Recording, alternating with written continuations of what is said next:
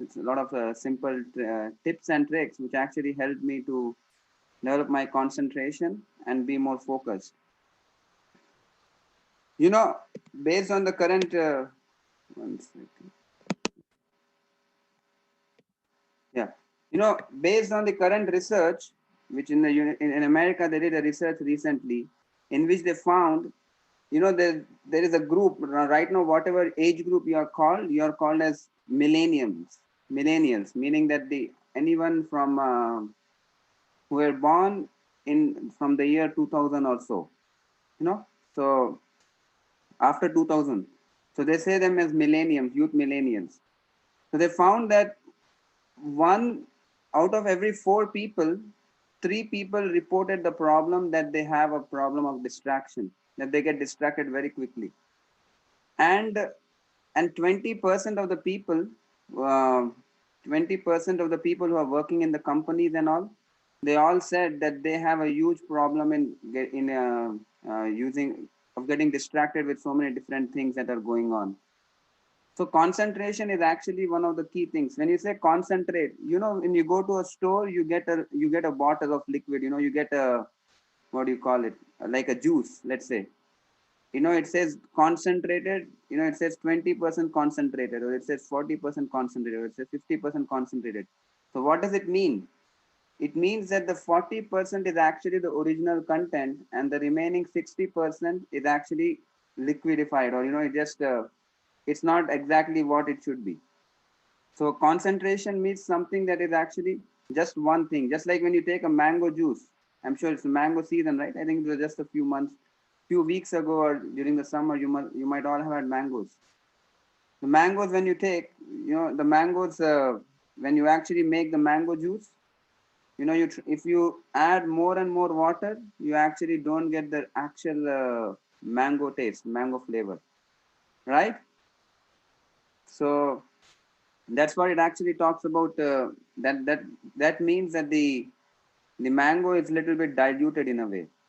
So if we really want to get the actual substance of the mango, we actually need to make sure it's not diluted. The same thing when we want to focus on something in our life, concentration is necessary. I'll start with a story. This boy Kevlin, there's actually a boy who was from Mexico, in South America. So at the age of 9, I was reading about him yesterday, and I found that at the age of 11, he actually completed 2 degrees. He had like 1 degree in Bachelor of Science, and he was working on physics, and then he decided that he wanted to get into something, something else. And later on, he was interviewed by NASA.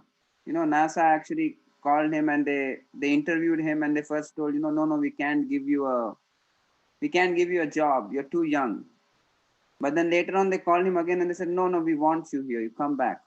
So he was actually helping in building rockets for NASA. NASA is a space company which actually sends rocket to the space, which sends rockets to the Mars and different places.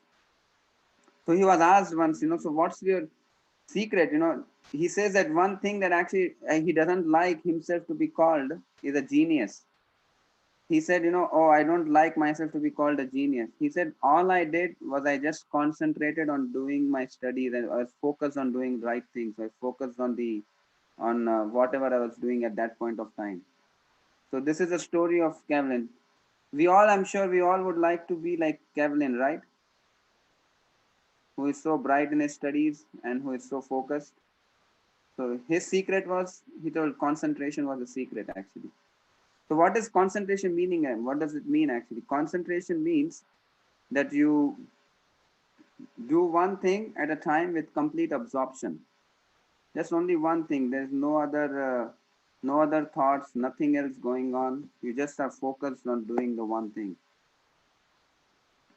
Like when I'm trying to shoot an arrow, I make sure that you just try, just like you see in the picture. When you're trying to shoot the arrow, you just look at the target.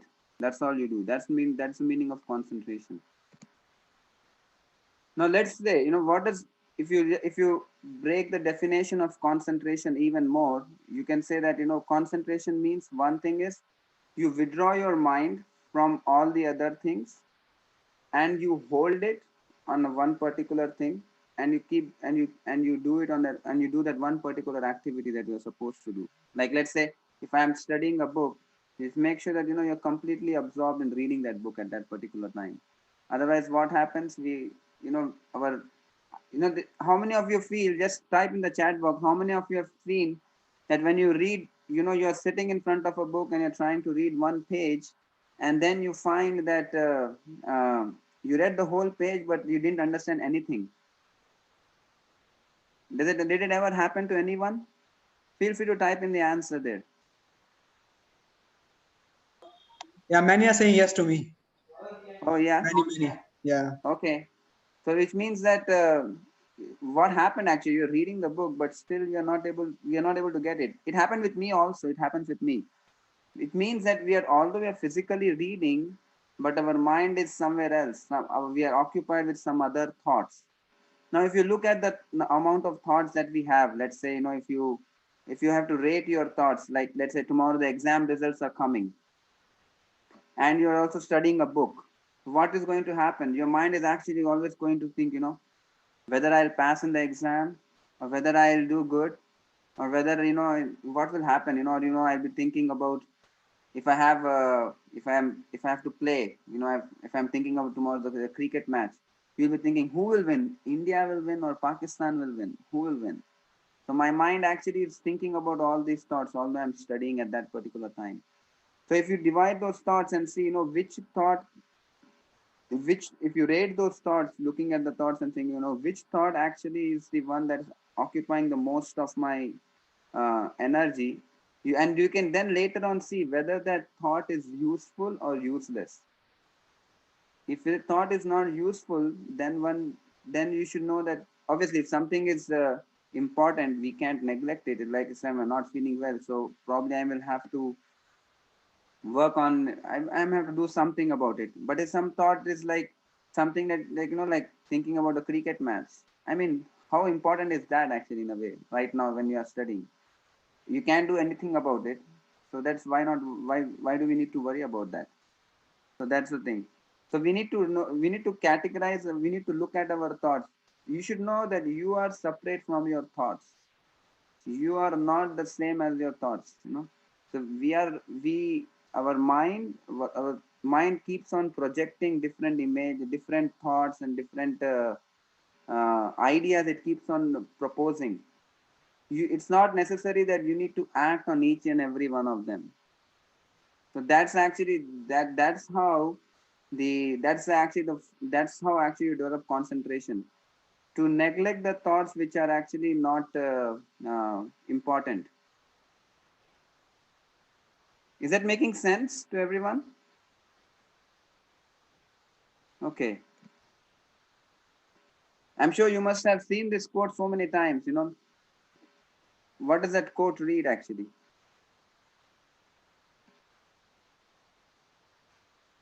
It says that life determines our problems and we determine the size.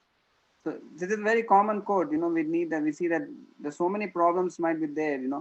Whether we look at whether how big is the problem, it depends on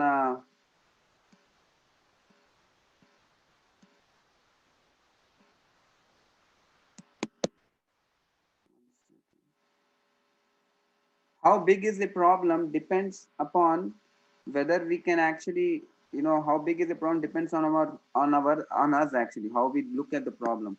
Let's do an exercise here. Okay, everyone, can you raise your hands?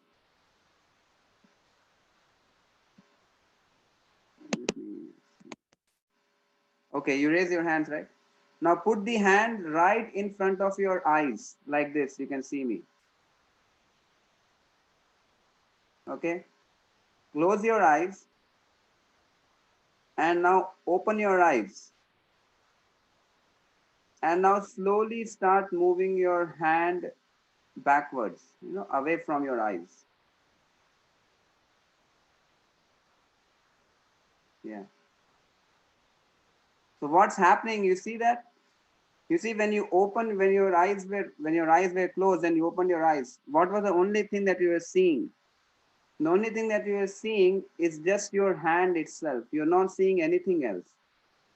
But when you start moving your hand backwards, you start seeing things around you more.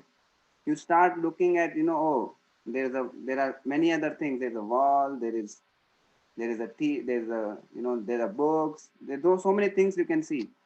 So same way, when there are problems, if we just look at the problems, if just the problem is the only thing that you can look at in your life, then you just get, thinking, oh, there's nothing else that's in the life that's important. But when you take a step back and when you look, when you put the problems in the right place or the perspective, then you know that it's actually not a huge deal. It's not that if I got 2 marks less in my exam, there is something wrong. Or it's not like it has created a huge thing. Obviously, we need to do the needful of making sure that we learn from the mistakes, but we also need to know that that's not the whole and sole thing. Is that making sense? Now you see, you must have heard this phrase so many times by your teachers, right? They say, pay attention. So what does it mean when the teacher is telling you to pay attention? They are actually basically telling you to concentrate. They're telling you, okay, make sure you concentrate. When I'm teaching, just make sure you're concentrating on what I'm saying. Let's do an exercise. Let's see, you see this boy, let's say that someone is sitting in a class and you are actually kind of, the teacher is telling something and my mind is going to all the places and I'm thinking, oh, maybe I can play PUBG or I could, you know, I'm just thinking of what's in my lunchbox or I'm just thinking about the games period and you're just in the whole world. And then teacher calls you up and then she hits a shock at you and then she's asking you, so what did, hey, what did I tell you just now? What did the teacher, what is the, what did Chanakya Pandit say or something, she'll ask you a question and then we are dumb stuff. And then because although I was physically there in the class, but still I was mentally not there. I was mentally absent. So they say body present, mind absent, like that. So this exercise shows where you are, where your mind is. Now let's look at this simple exercise. Close your eyes. Now think of your school. Where are you now? Don't open your eyes. What do you see? You may see you are with your friends, or you may see you are with your teacher in the classroom. The teacher is writing something on the board and you're listening. Now open your eyes. Where are you? In home, right? So what does that mean? So you are where your mind is. Now just by your mind power, you actually were transported to your classroom or to your class. So this is what it means by the power of the mind or by the power of concentration. You see, by the concentration means with your willpower and your determination. So if you have the right willpower and the determination, it's said that even an ant can actually move things which are bigger than its size. So in a way, we can deal with situations and problems which are even bigger than the, which are even bigger than what we can imagine we can do. So this is the power of concentration.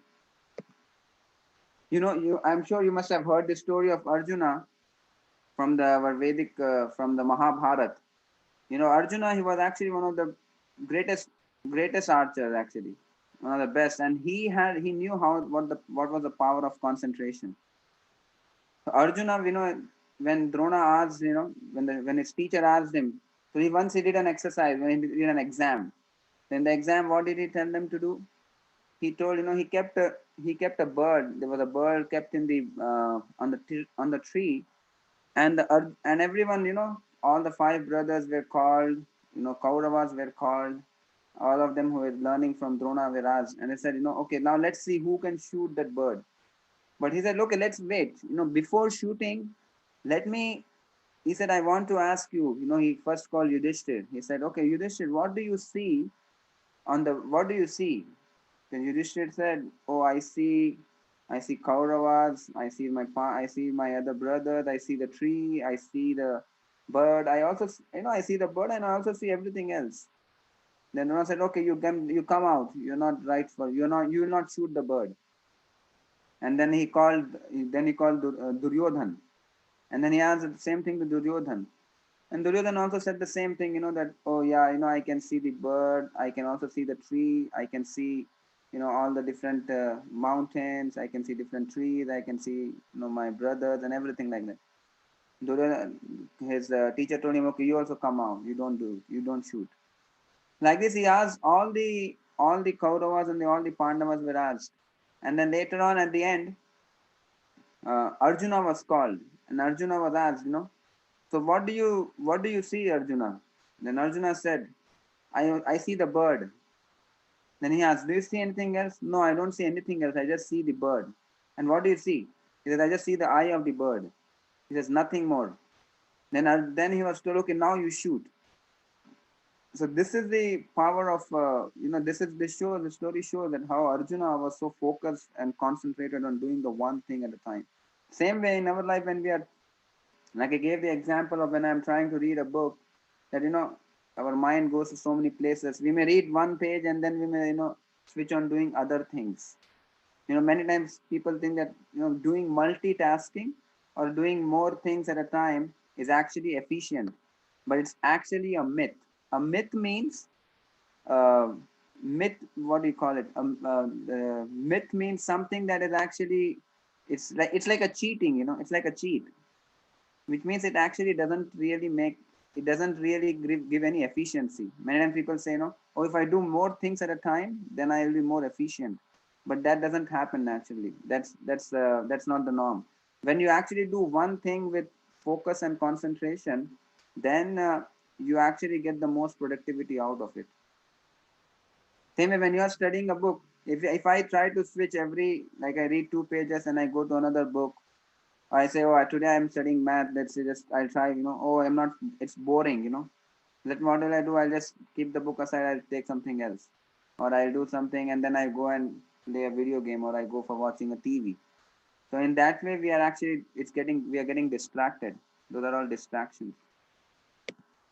But we have to be like Arjuna, who was actually so focused, who was so focused on doing the one thing, on just seeing the bird and focusing. And that is actually the secret of success.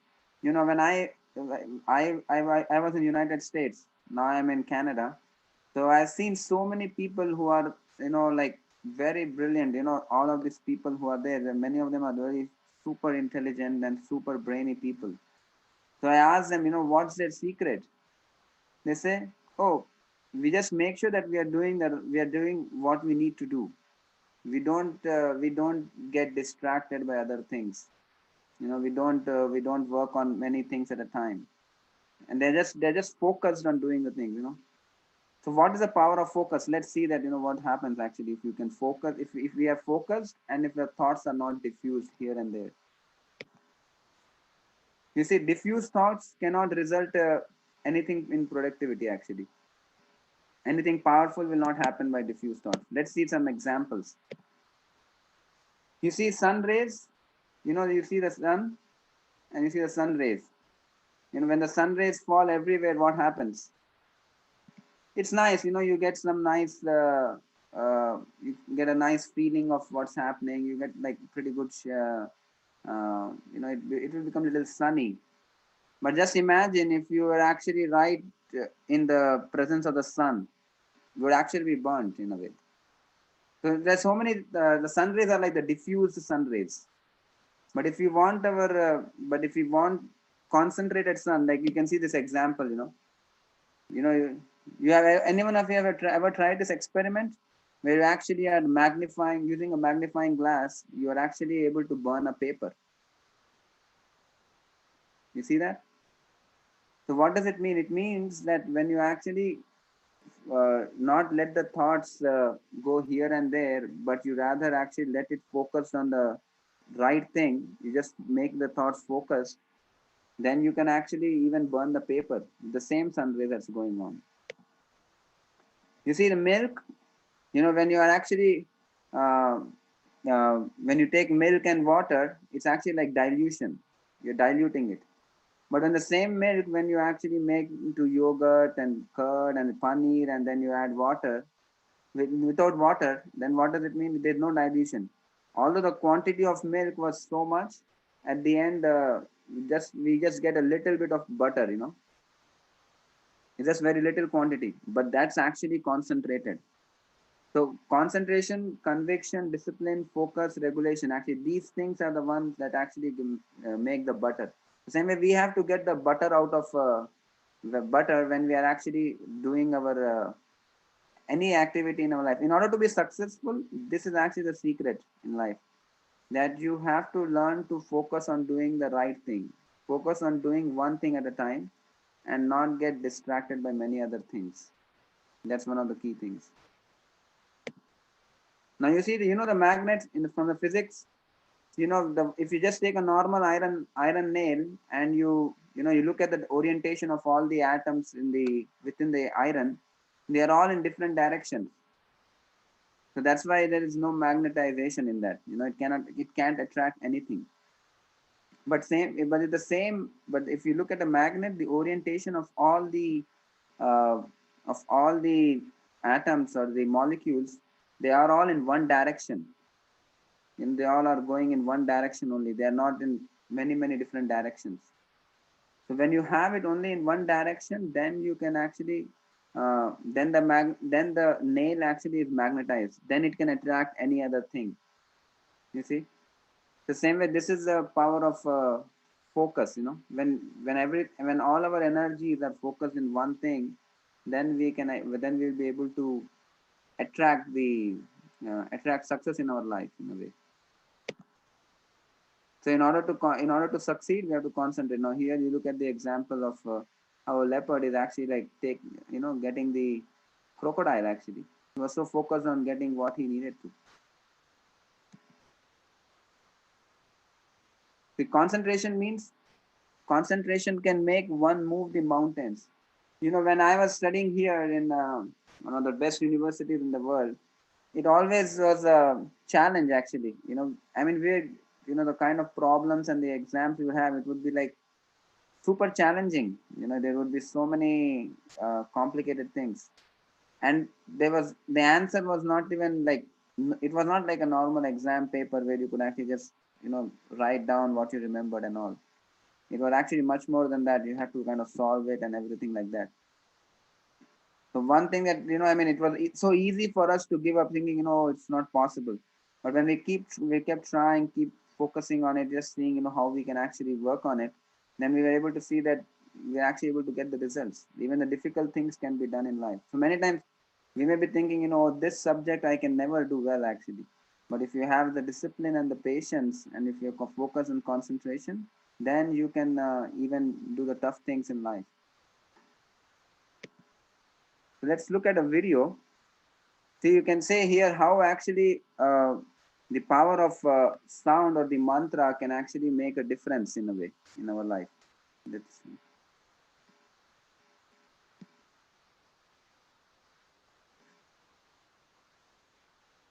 The Vedas, however, are not as well known for presenting historical and scientific knowledge as they are for expounding subtle sciences, such as the power of mantras.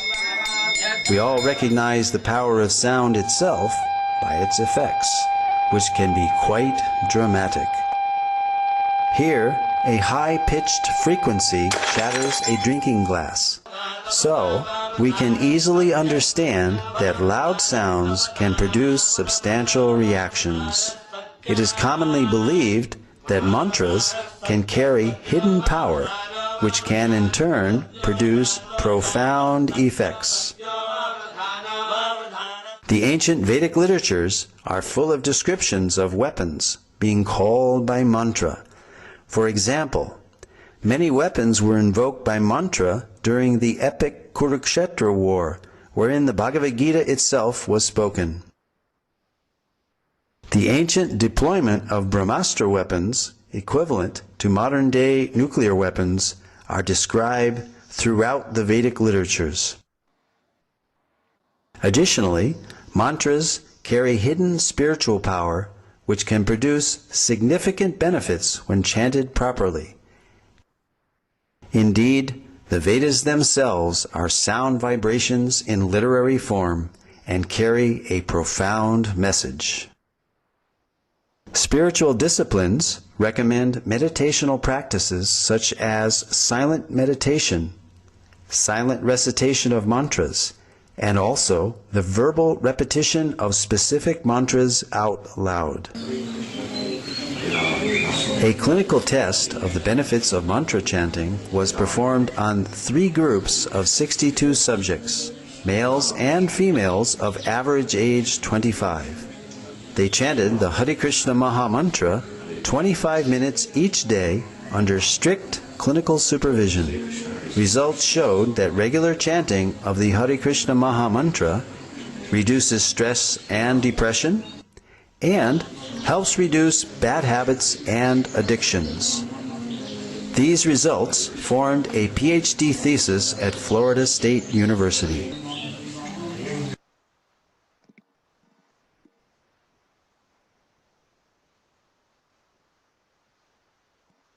Okay, just a minute.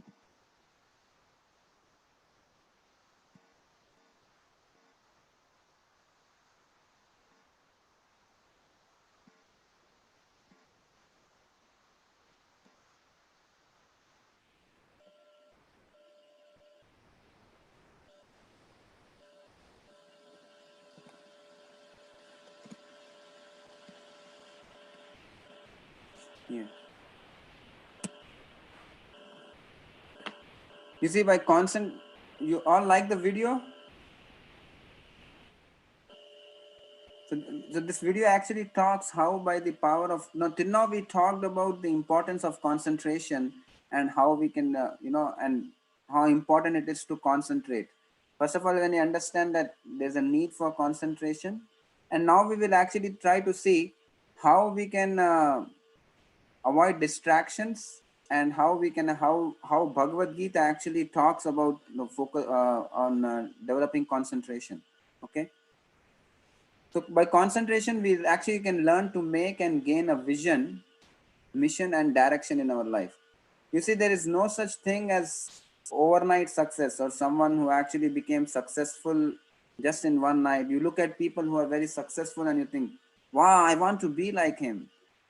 We all want to be like the Bill Gates. We want to be like Narendra Modi. We want to be like Abdul Kalam. They are all really successful people. But what is it that they did actually? We need to look at that. That's the key. Do we all face a problem of distraction?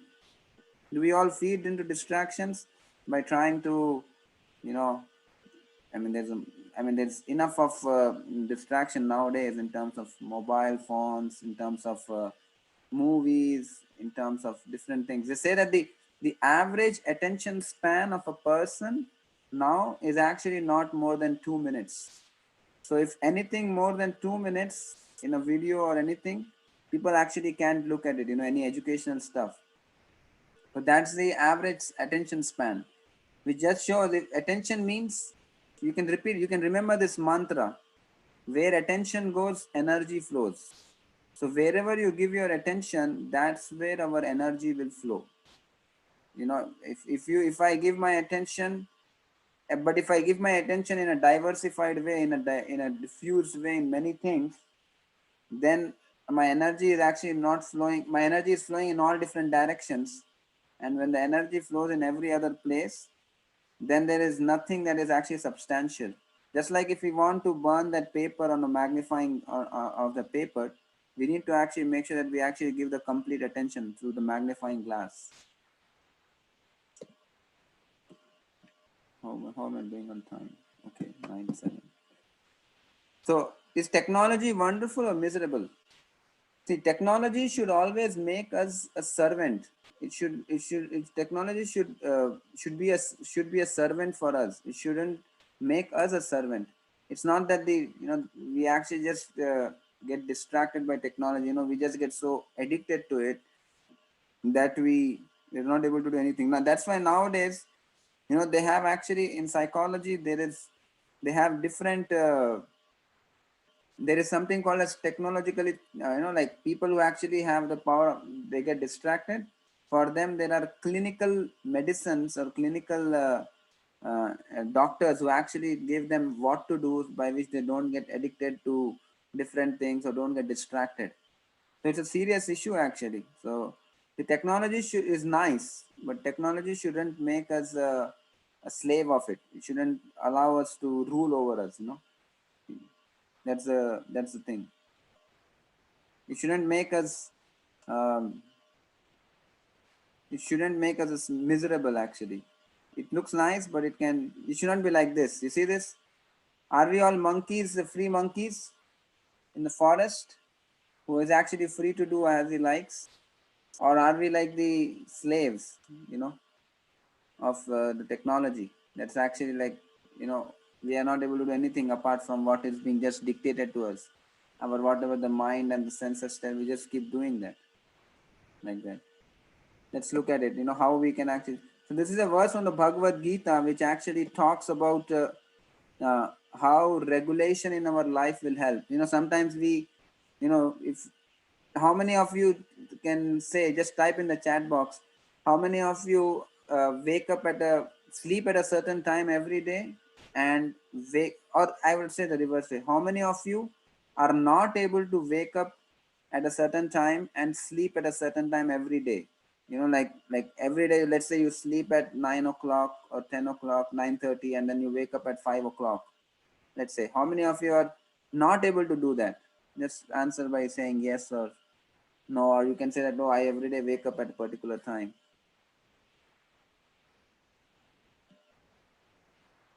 Just a second.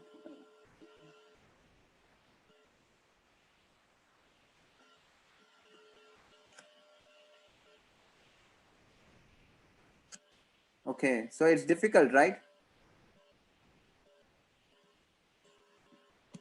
So that's why we need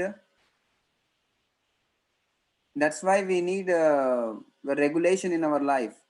When we actually do things in a regulated way, then we actually can develop more focus in doing things. When the mind doesn't know where to go, then it goes in any way. Like you see this, let's 1 second. So this is a translation. It's the verse says that yuktahara viharasya yukta cheshtasya karmasu yukta swapna vabhodasya yoga bhavati dukkha. So what does it mean? It means that if I'm regulating the habit of eating, sleeping, working, and recreation, then all the material pains can be mitigated, or all the material pains I can get rid of all the difficulties, because I will have a regulation. So regulation kind of helps us to develop more attention, or I would say concentration. So you see, we look at these five senses. Okay, we have these five senses. Okay, I'll give you an example of, let's say, eyes. We get attracted to going and watching movies, for example. I may be interested, my eyes may say, okay, let's go and watch a movie, or let's go and watch a match, cricket match. Now, can you think of what are the other things the eyes can, or the let's say, tongue? What will the tongue tell us to do? Just write down on a chat box. It can tell us to do something like,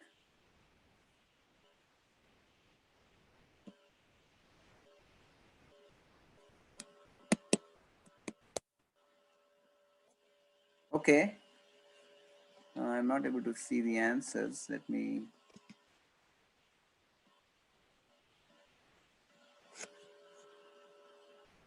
Taste. Okay.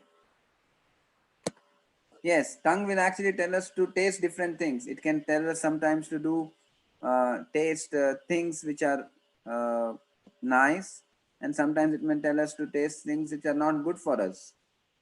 You know, like, let's say if I have an exam tomorrow, I'm just giving a different example. Like, uh, let's say if I have an exam tomorrow, and I have to study tonight, and let's say my eyes tell, let's go and watch a movie, or the tongue says, can we just go to that pizza store which is like 1 hour away, and let's go and have a nice pizza. But then what about the exam? I have an exam to study for tomorrow.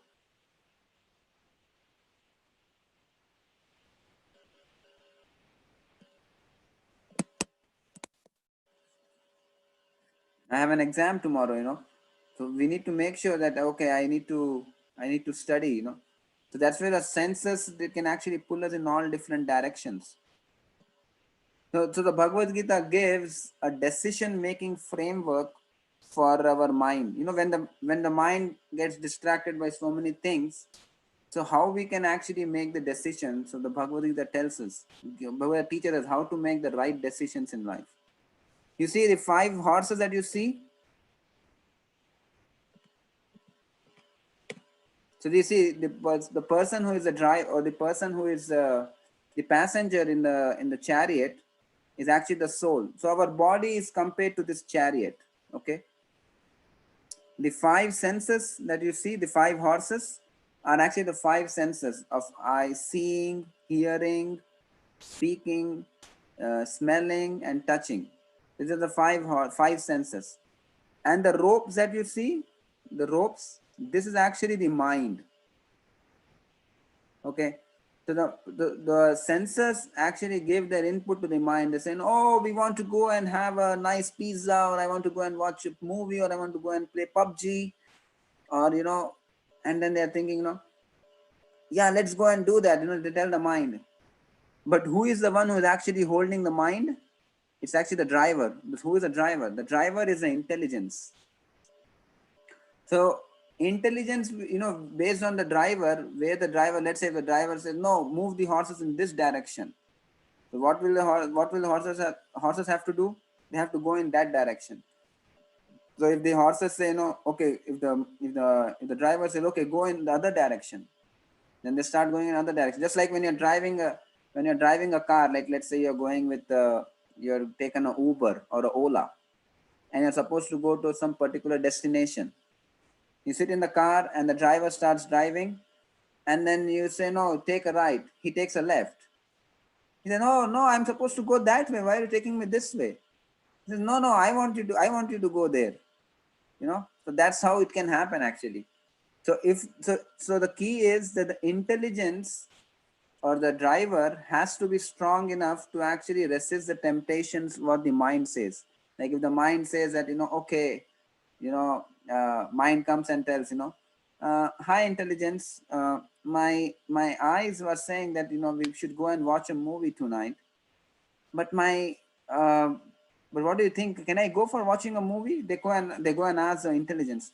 The intelligence says, you know hey, so it's a nice idea that you want to go and watch a movie, but don't you think you have an exam tomorrow? You should study for that. That's more important. Watching a movie you can do even later sometime, but right now you study for your exam. That's more important. But then the mind says, but no, but I really want to watch a movie. If I don't watch it, then how will I live? Then if the intelligence is not strong, if it doesn't say, no, okay, don't watch the movie, it's not good for you. If the intelligence is not able to say that, if it's not able to convince him to convince the mind to think that, the studying for the exam is more important than just watching a movie, then what's going to happen? Then the mind will take us everywhere, and then later on when the exam results come, and then we don't get good marks, then, oh, I will start thinking, I should not have gone through that. How many of you have ever gone through the situations like this, where you have seen that you should not have done something which you did it, and later on you think, oh, why did I do it like that? It was not good for me.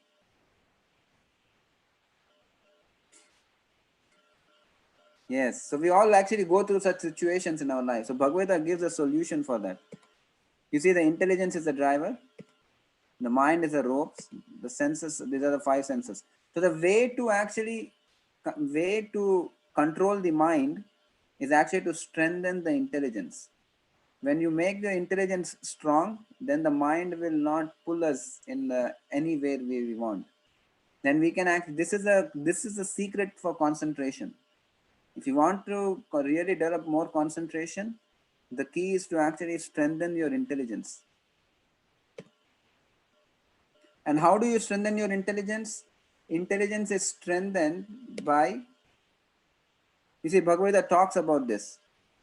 it says that those who are, the Bhagavad Gita gives a verse, it says, Bhogaishwarya prasaktanam taya parita chetasam vyavasayatmika buddhi samadhavna vidhiyate. This is a focus, this is a verse about determination, where how one can actually be determined in one's life. It says, those who are actually too much attached to sense enjoyment and material opulence and are bewildered by such things, the determination for devotional service of Supreme Lord does not take place. So if we want to be determined, we have to actually focus our intelligence. We have to strengthen our intelligence. So you see this water, you see there's a dam actually. So what does the dam represent? The dam has three walls. You see the water is actually controlled so that it doesn't uh, kind of just create havoc. Otherwise it can create a flooding.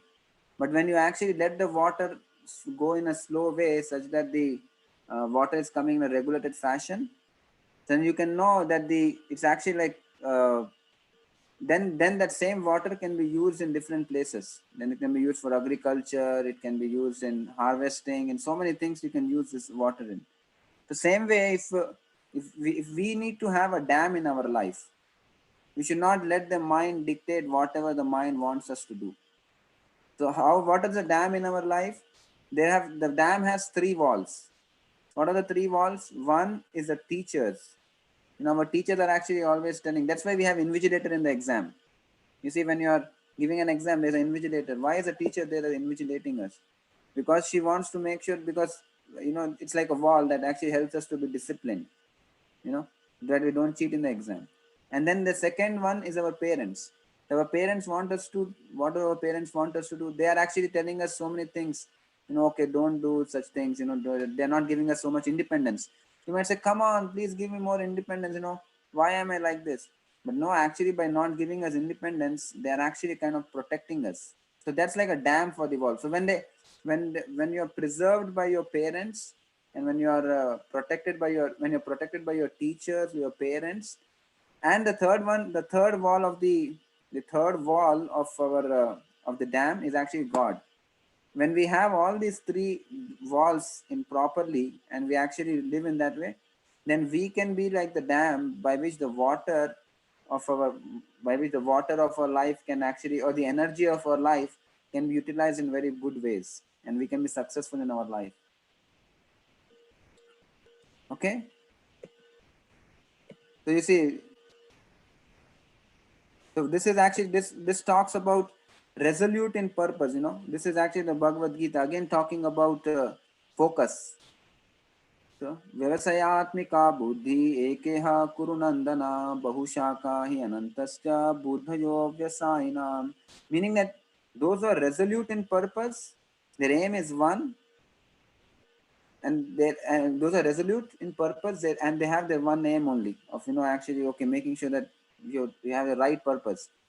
And but those who are irresolute, those who are actually not so focused on what they want to do, then what happens? Their intelligence, they're many branch, they're not sure about which direction to go. That's what happens. You see, that's what you see. For success, you actually, it's not just about that it just get, I was telling before that it's not just an overnight thing where you can actually be successful just immediately in one day. You'll actually start developing the art of concentration. You have to work on it, just like how this you see in um, this person is making sure that he's working hard on it. Actually, when you discipline yourself, when you put your willpower, and when you put the determination in doing the right thing, then you can be actually, then you can have the success in life. So anyone whom you see to be successful, can know for sure that they have actually gone through, they have actually developed, they have a lot of discipline, and they have actually gone through many things, and they have a focus, they are actually developing the right values in life. So we talked about the analogy of the horses, and the how our senses are compared to the how our senses are compared to the horses, and then we talked about the mind as compared to the ropes, and then the driver is the intelligence, and the person who is sitting there is actually the soul, right? So we talked about, if you want to control the mind, the intelligence should be stronger actually. You see, we are one actually, and God is infinity. So we talked about the three dams, three walls to the dam.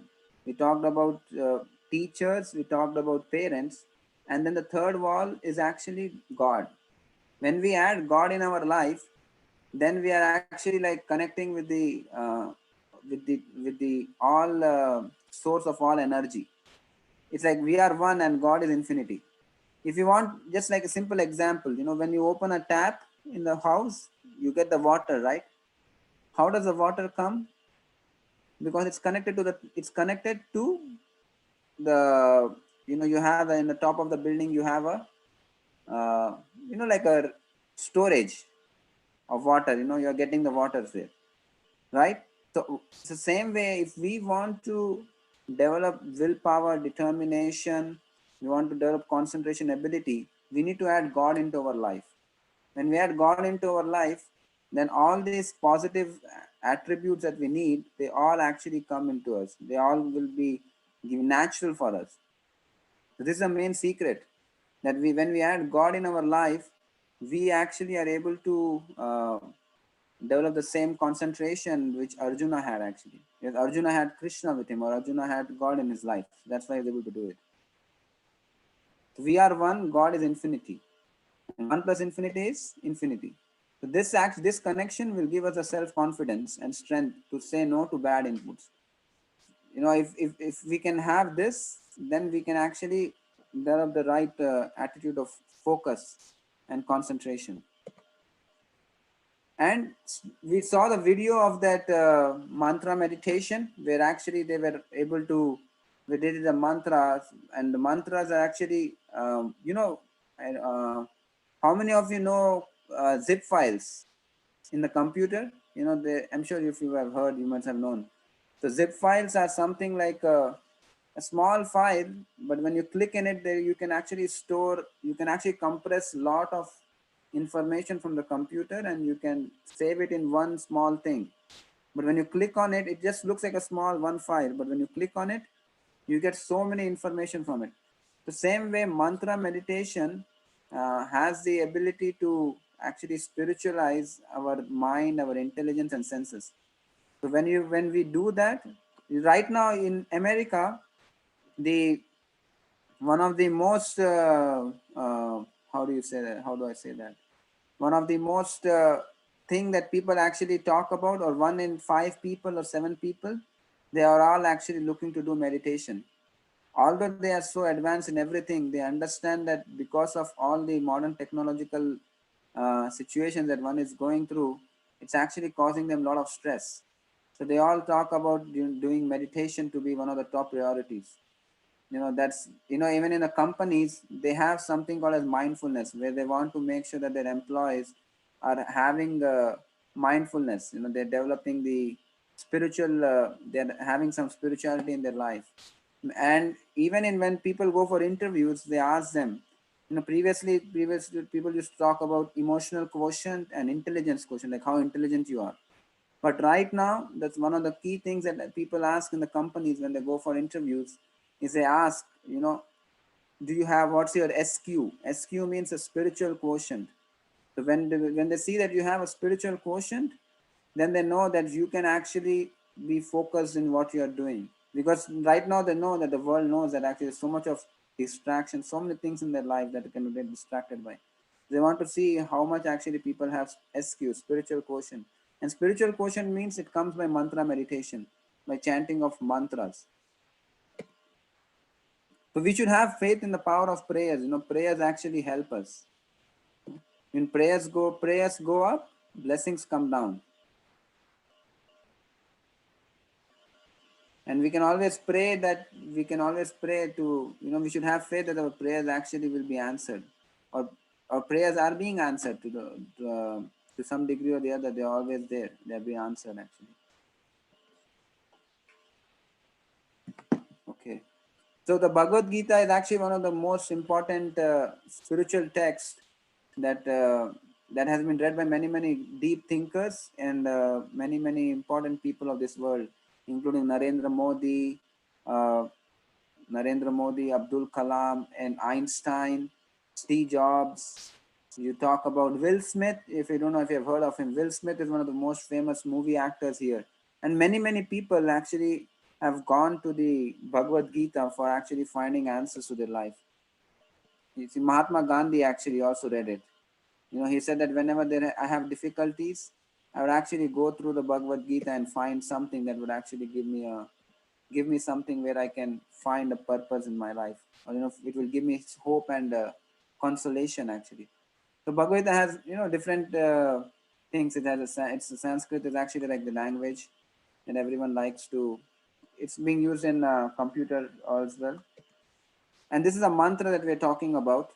It says Hare Krishna, Krishna Krishna, Hare Hare, Hare Rama, Rama Rama, Hare Hare. So this is a mantra that we try to chant, and that can actually help. I must appreciate you for that. Yeah, really, sir. Okay, so there's one question here from I don't know who is the person. It says here, how can we overcome the thoughts which we are getting in our minds? You see, we have different kinds of thoughts which keep coming in us. If it's like the thoughts, the mind, the nature of the mind is that the thoughts will always keep coming. It will never happen that the thoughts in the mind will stop. That will never not happen. So the way to actually overcome the thoughts that are coming is actually to replace the negative thoughts with the positive thoughts.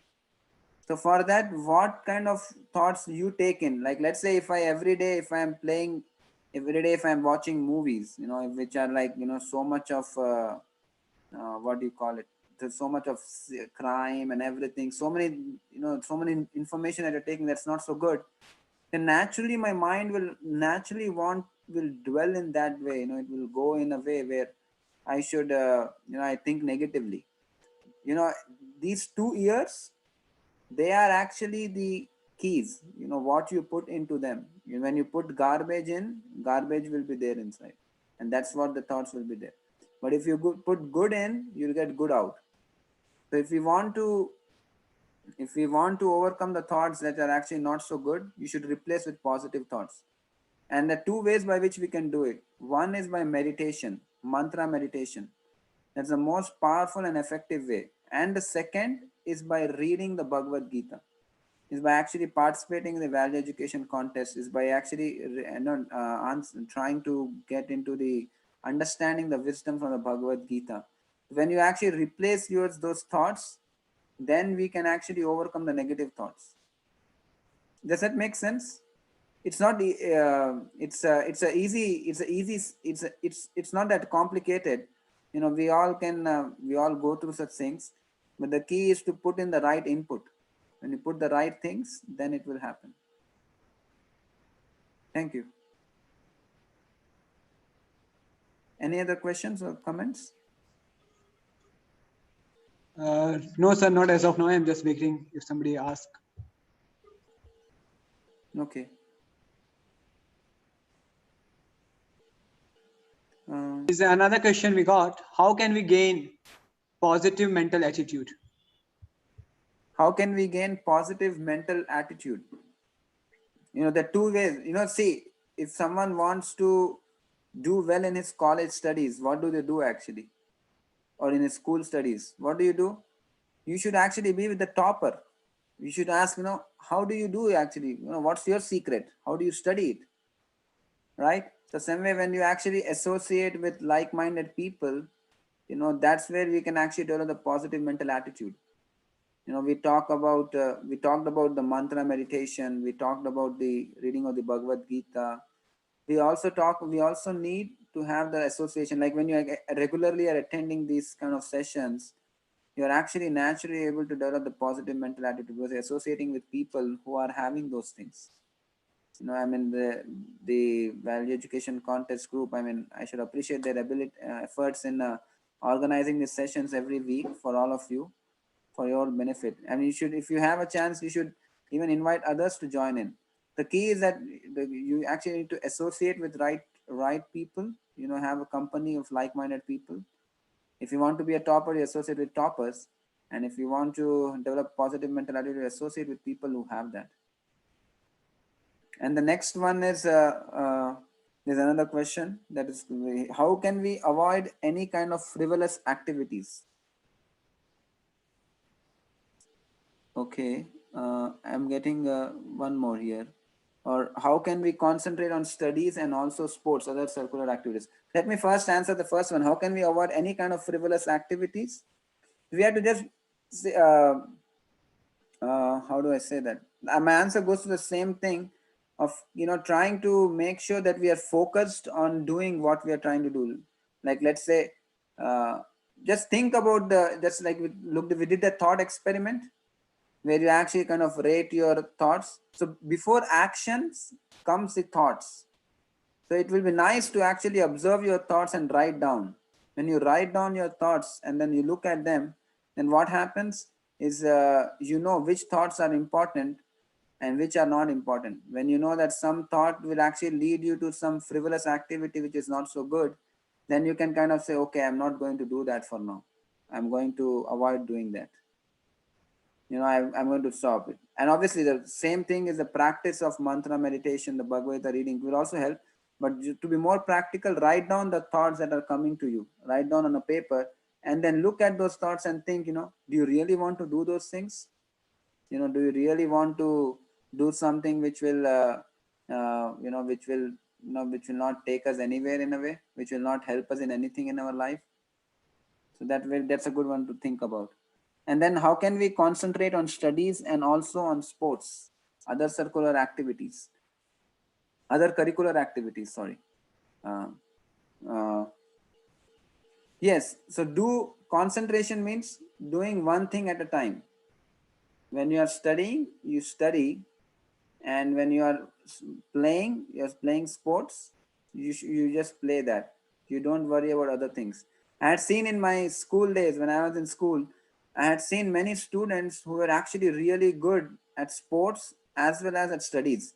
I always used to wonder, how are they able to manage being so good at the studies and the same time playing so well in sports? Later on, I came to know that they have a mantra. You can always remember this mantra. Not a mantra. They always had a formula. They kind of told. So what they do is when they are studying, they just they just put their complete attention and concentration on studying. And when they are working, when they are playing, they just focus on that only. They don't do anything else. That requires some practice, but the key is that uh, one one actually adds the spiritual practice in our life. That is what will actually help us to go forward, help us to be more develop that focus and the attention that we all need. So, yes. Anything else? Nice question, Kirti and Anant. Yeah, that's all from their side. I will also Sure. like to show a video on valuation contest. Just give me 1 minute. You all are going to like it.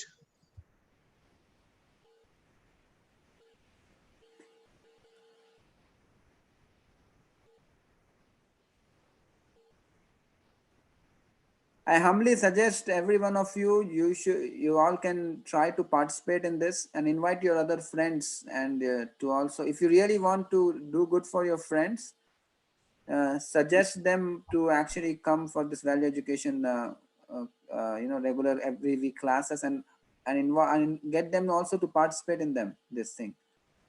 If you can really care for your friends, then you should do this. It's really good to do. Go ahead.